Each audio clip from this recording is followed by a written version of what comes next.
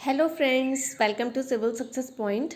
आज हम एक वीडियो वीपीडियो और एआरओ की जो टेस्ट सीरीज चल रही है उसका टेस्ट 26 करेंगे। 25 टेस्ट अपलोड किए जा चुके हैं। जिसने नहीं देखे वो प्लेलिस्ट में जा करके सॉल्व कर सकते हैं, और जो चैनल में नए हैं वो चैनल को सब्सक्राइब जरूर कर लेना।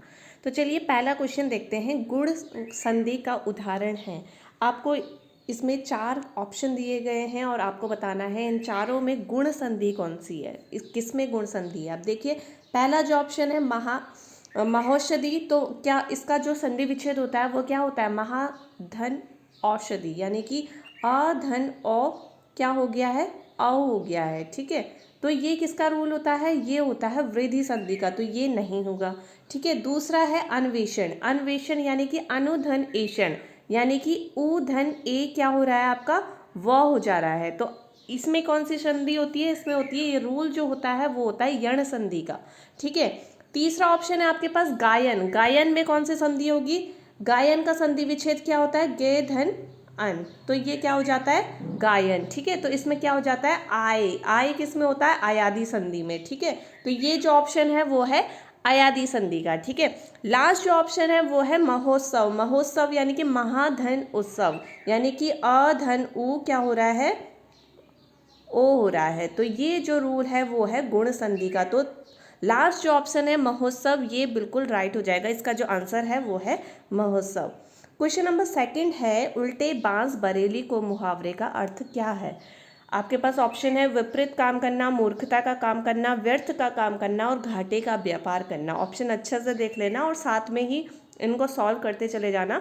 लास्ट में कमेंट में अपना स्कोर कमेंट जरूर करना। ठीक है, उल्टे बांस बरेली का मुहावरे का अर्थ है विपरीत काम करना। ठीक है, क्वेश्चन नंबर थर्ड है, भेड़िया सिंह से डरता है यानी कि शेर से डरता है, इस वाक्य में कौन सा कारक है।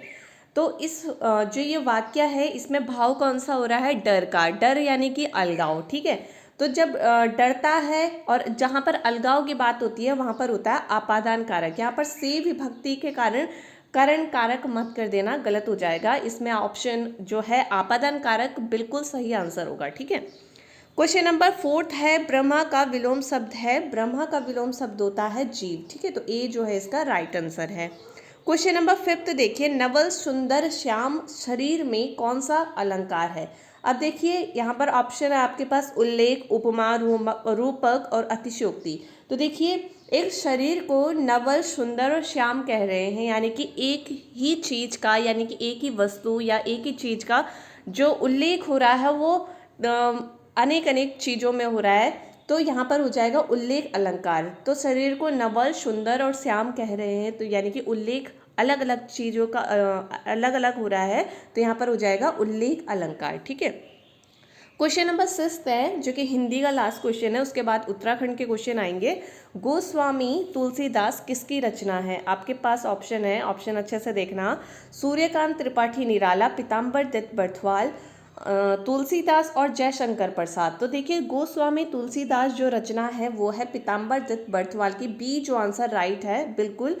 और एक खाली तुलसीदास जो रचना है वो है सूर्यकांत त्रिपाठी निराला जी की।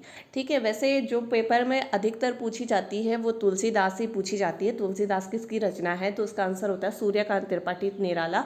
बस मैंने ये क्वेश्चन इसलिए दिया कि कभी अगर आ जाए तो आप कंफ्यूज मत होना। गोस्वामी तुलसीदास जो रचना है वो पीताम्बर दत्त बर्थवाल जी की है, और जो तुलसीदास है वो रचना सूर्यकांत त्रिपाठी निराला जी की है। ठीक है, क्वेश्चन नंबर 7 देखिए, राज्य जायका परियोजना किसके सहयोग से चलाई जा रही है। ठीक है, तो आपके पास ऑप्शन है ब्रिटेन, अमेरिका, जापान और केंद्र सरकार। तो देखिए जायका अगर आप इंग्लिश में लिखेंगे तो जायका ऐसे लिखा जाता है JICA, जिसकी फुल फॉर्म होती है जापान इंटरनेशनल कॉरपोरेशन एजेंसी। ठीक है, लिख लेना, आपको आंसर इसी में ही मिल जाएगा। जायका यानी कि जापान इंटरनेशनल कॉरपोरेशन एनर्जी, तो यानी कि जापान जो है इसका राइट आंसर हो जाएगा। और इस परियोजना का उद्देश्य क्या है, तो इस परियोजना का उद्देश्य है महिला रोजगार का और वन पंचायत के माध्यम से वनों का संरक्षण, ये उद्देश्य इस परियोजना का है। ठीक है, क्वेश्चन नंबर 8 है, छीड़ा पानी मत्स्य केंद्र कहाँ है। तो छीड़ा पानी मत्स्य केंद्र जो है वो है चंपावत में, तो सी जो है इसका बिल्कुल राइट आंसर हो जाएगा। क्वेश्चन नंबर 9 है, टिहरी में प्रथम कृषि बैंक की स्थापना किसके समय पे हुई थी? तो आपके पास 4 ऑप्शन है, महिपति शाह, फतेहपति शाह, प्रताप शाह और नरेंद्र शाह। तो इसका जो आंसर है वो है डी, नरेंद्र शाह। ठीक है। क्वेश्चन नंबर 10 है, सुधाकर नामक हस्तलिखित पत्रिका का संबंध किससे है? तो इसका जो ये पत्रिका है सुधाकर, इसका संबंध है इलाचंद्र जोशी से। ठीक है, डी जो है इसका राइट आंसर है। क्वेश्चन नंबर 11 देखिए, किस नृत्य में वाद्य यंत्र का प्रयोग नहीं होता है? ठीक है, चौफुला, हारुल, होरी और झुमेलो। तो इसका जो राइट आंसर है वो है चौफुला। चौफुला में किसी भी वाद्य यंत्र का प्रयोग नहीं होता है। क्वेश्चन नंबर 12 देखिए, पहाड़ के आगे भीतर पहाड़ किसकी कविता है? हरिप्रसाद टमटा, लक्ष्मी देवी टमटा, बलवंत मन्नाल और यशोधर मठपाल। तो ये जो रचना है पहाड़ के आगे भीतर पहाड़, ये रचना है बलवंत मन्नाल की। सी जो है इसका बिल्कुल राइट आंसर है। क्वेश्चन नंबर 13, डॉक्टर संपूर्णानंद ने कर्ण आश्रम को पुनः स्थापित करने का प्रयत्न कब किया? ठीक है, कर्णाश्रम कहाँ है? कोटद्वार में है। और यहाँ पर क्वेश्चन पूछा जा रहा है कि डॉक्टर संपूर्णानंद ने कर्णाश्रम को पुनः स्थापित करने का प्रयत्न कब किया? तो ये किया 1955 में। बी जो है इसका राइट आंसर है। क्वेश्चन नंबर 14 है, Tehri Garhwal motor owners union limited की स्थापना कब हुई? तो ये जो स्थापना थी इसकी, Tehri Garhwal motor owners union limited की, इसकी स्थापना हुई 1950 में। सी जो है इसका राइट आंसर है। ठीक है।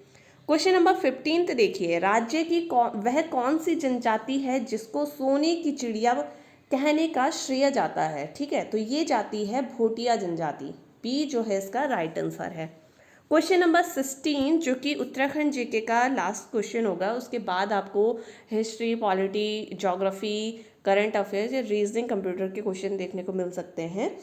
किस राज्यवंश के राजाओं को मनुष्य का राजा माना जाता था? पवार वंश, चंद वंश, गोरखा वंश और कोई नहीं। तो इसका जो राइट आंसर है वो है चंद वंश। ठीक है, बी जो है राइट आंसर है। अब देखिए क्वेश्चन नंबर 17, किस पंचवर्षीय योजना का मुख्य उद्देश्य आत्मनिर्भरता था? प्रथम, द्वितीय, तृतीय और चतुर्थ। तो इसका राइट आंसर जो है वो है डी, चतुर्थ पंचवर्षीय योजना। और अगर क्वेश्चन आता है गरीबी उन्मूलन और आत्मनिर्भरता, दो अगर ऐसे लिखा हुआ आता है तो ये उद्देश्य जो है 5वीं पंचवर्षीय योजना का उद्देश्य था। ठीक है। क्वेश्चन नंबर 18 देखिए, ब्रुनेई किस महाद्वीप में स्थित है? तो जो ब्रुनेई जो है वो है एशिया महाद्वीप में स्थित, इंडोनेशिया के पास से है। तो इसका जो आंसर है वो है डी। ठीक है, एशिया। क्वेश्चन नंबर 19 देखिए, केपलर 22b क्या है? केपलर 22b क्या है? सौरमंडल के बाहर एक ग्रह, पृथ्वी का सबसे निकटतम तारा, अंतरिक्ष का सबसे चमकीला तारा और नासा द्वारा भेजा गया एक उपग्रह। तो देखिए केपलर 22 जो है ये सौरमंडल के बाहर एक ग्रह मिला है जो कि बिल्कुल साइंटिस्ट जो कह रहे हैं कि पृथ्वी की तरह ये है और ये सौरमंडल के बाहर है, इसलिए इम्पॉर्टेंट हो जाता है क्वेश्चन। ठीक है, तो इसको आपको याद रखना है, केपलर 22 सौरमंडल के बाहर एक ग्रह है। ठीक है, ए जो है इसका राइट आंसर है। क्वेश्चन नंबर 20 देखिए, 16 वर्ष पुराने मुल्ला पेरियर बांध को लेकर किन दो राज्यों के बीच विवाद चल रहा है? देखिए इस टाइप के क्वेश्चन बहुत आते हैं जो कि विवाद में रहते हैं। ठीक है, तो ये जो मुल्ला पेरियर बांध है ये चल रहा है दो राज्यों के। कौन से दो राज्य हैं? वो है केरल और तमिलनाडु। अब इसमें विवाद क्यों चल रहा है कि जो ये बांध है वो केरल की ज़मीन में है, पर जो इसका लोक निर्माण कार्य है वो तमिलनाडु के पास है। तो इसके कारण इस बांध में जो है विवाद चल रहा है। तो इसका जो राइट आंसर है वो है केरल और तमिलनाडु। ठीक है। क्वेश्चन नंबर 21 देखिए, किसी भी डोमेन नेम के अंतिम 3 अक्षर क्या दिखाते हैं?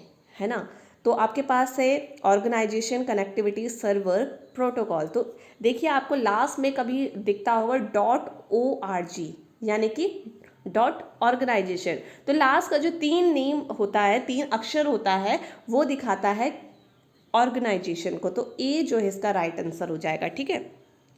क्वेश्चन नंबर 22 है, गोल गुंबज को किसने अभिकल्पित किया था? लाहौरी के Ustad Ahmad, George Wittet, Henry Irwin और दाबुल के याकूत। तो इसका जो राइट आंसर है वो है दाबुल के याकूत। ठीक है, डी जो है इसका राइट आंसर है। क्वेश्चन नंबर 23 है, पोस्ट का फुल फॉर्म होता है।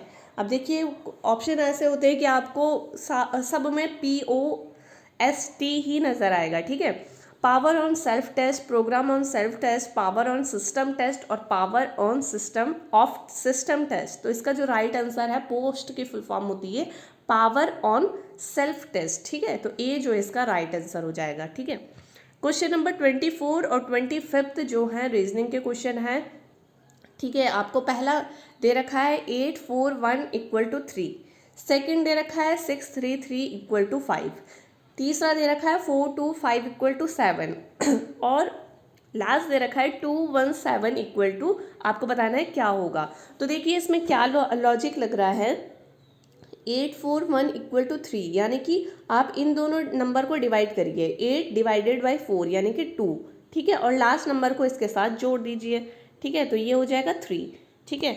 उसी तरह से आपको क्या करना है, 6 3 3 यानी कि 6 डिवाइडेड बाई 3, तो कितना होगा 2, और 2 में 3 जोड़ देंगे तो ये हो जाएगा 5, ठीक है। और लास्ट आप इसको भी करके देखेंगे, 7 आएगा, तो लास्ट वाला जो है 2 डिवाइडेड बाई 1 यानी कि 2 ही होगा, और 2 में 7 जोड़ देंगे तो इसका आंसर आएगा 9। तो 9 जो है इसका राइट आंसर है, डी जो है इसका राइट आंसर हो जाएगा।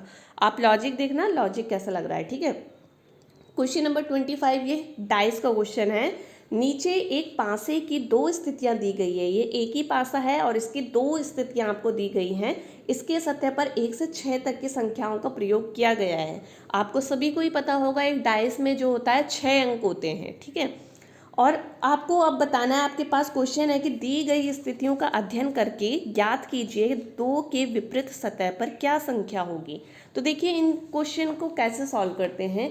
इसमें यहाँ पर क्वेश्चन जो है इसमें आपको 2 का पूछा गया है कि 2 के विपरीत क्या होगा, ठीक है। तो इससे क्वेश्चन क्या है कि कुछ भी बन सकता है कि 4 के विपरीत क्या होगा, 5 के विपरीत क्या होगा, 6 के विपरीत क्या होगा। तो इन क्वेश्चन को करने का सबसे आसान तरीका होता है, आपको दोनों स्थितियों में देखना है कि नंबर रिपीट कौन सा हो रहा है, ठीक है। नंबर देखिए, नंबर इसमें है 1 3 6 और इस वाले में है 2 1 5। तो देखिए आपको पता लग रहा होगा एक जो है रिपीट हो रहा है, ठीक है।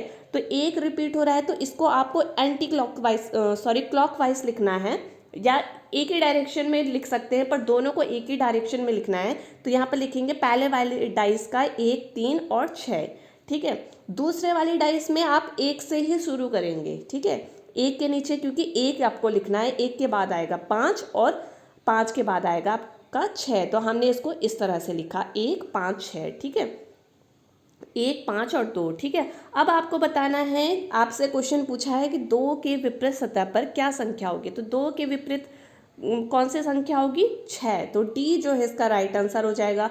और अगर आपसे पूछा जाए कि 1 के विपरीत संख्या कौन सी होगी, तो 1 के विपरीत 1 है, यानी कि कौन सी संख्या यहाँ पर छूटी है, तो 4। तो अगर आपके पास आता है क्वेश्चन कि 1 के विपरीत कौन सी संख्या होगी, तो 4, 3 के विपरीत कौन सी संख्या होगी, तो 5, 5 के विपरीत कौन सी संख्या होगी, तो 3, ठीक है। वैसे अगर ऐसा पूछ दिया जाए कि 6 के विपरीत कौन सी संख्या होगी, तो 2। तो इस तरह से क्वेश्चन किए जाते हैं। ये थोड़ा सा सिंपल क्वेश्चन था, डाइस का मुझे बेसिक बताना था, आगे मैं और भी क्वेश्चन लेकर के आऊँगी, ठीक है। आप चैनल में बने रहिए, अपना कमेंट स्कोर जो है कमेंट सेक्शन में ज़रूर बताना। अब नेक्स्ट वीडियो में मिलेंगे, तब तक अपना ध्यान रखिए, बाय बाय, टेक केयर।